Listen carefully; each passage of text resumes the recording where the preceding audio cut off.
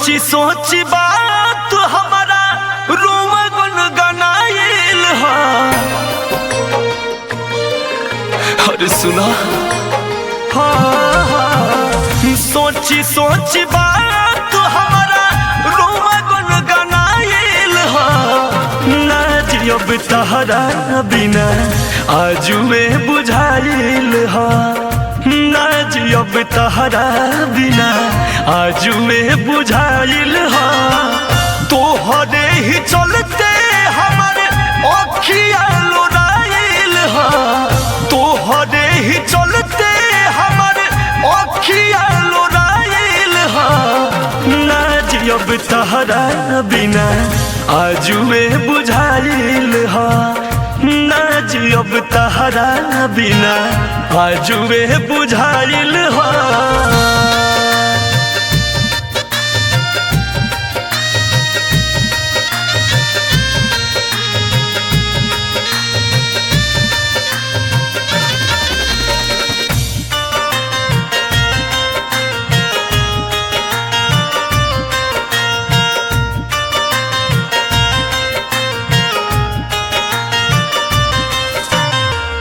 गजबे साजा दिले बड़ू दिलवा में बहस के अचके में जाए लगलू नागी जस डस के।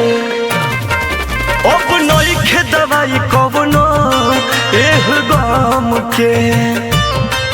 रोज लेबे के पड़ी सहारा हमारा राम के। अचके में देखनी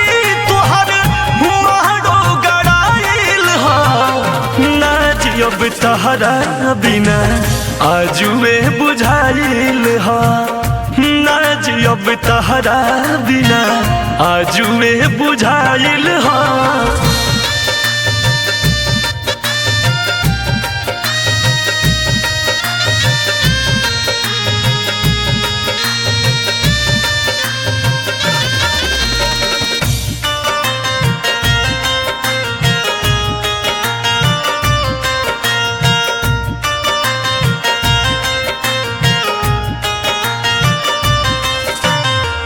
तोहरे चलते बन के घूमब पागल के भेष में।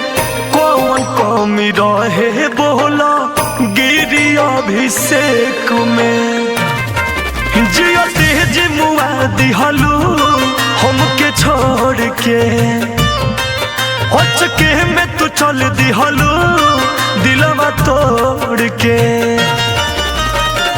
नफरत के तीर है को रेजा में समाइल हा। ना जियब तहरा बिना आजुए बुझाइल हा। ना जियब तहरा बिना आजुए बुझाइल हा।